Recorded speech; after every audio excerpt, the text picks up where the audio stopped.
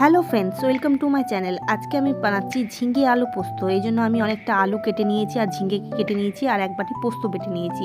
এরপর আমি প্রেশার কুকারে তেল গরম করে নেবো। প্রেশার কুকারের মাধ্যমে আমি আলুকে ভালোভাবে সিদ্ধ করে কীভাবে পোস্ত করছি আপনাদের দেখাবো। এই প্রেশার কুকারের মধ্যে আমি 5 ফোড়ন দিয়ে দিলাম। ভালো করে 5 ফোড়নটাকে ভেজে এরপর আমি আলুগুলো দিয়ে দেবো। আলুগুলো দিয়ে এবারে ভালো করে একটু নেড়ে দেবো। এরপর নিয়ে দেবো একটুখানি হলুদ আর একটু নুন, নিয়ে ভালো করে আলুটা ভেজে নেব। নিয়ে আমার ভাজা হয়ে গেছে, এরপর জল দিয়ে দেবো। জল দিয়ে ভালো করে নেড়ে আমি প্রেশার কুকারটা বন্ধ করে দেবো। কয়েকটা সিটি যাতে পড়ে যায়, আলুটা সিদ্ধ হয়ে যায়।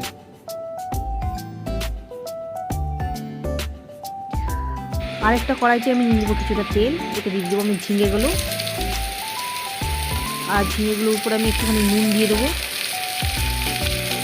ভালো করে। এরপর আমি ঝিঙেটাকে ভেজে নেব।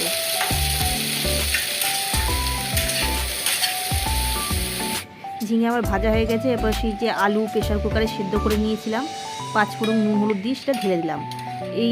এরপর ভালো করে নেড়ে চেড়ে আমি একটু ঢাকা দিয়ে দেবো, যাতে ঝিঙের রসটা আলুর মধ্যে ঢুকে যায় এবং ঝিঙেটা সেদ্ধ হয়ে যায়।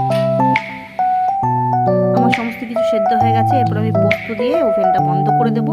আর এর উপরে দিয়ে দেবো একটুখানি সর্ষে কাঁচা তেল।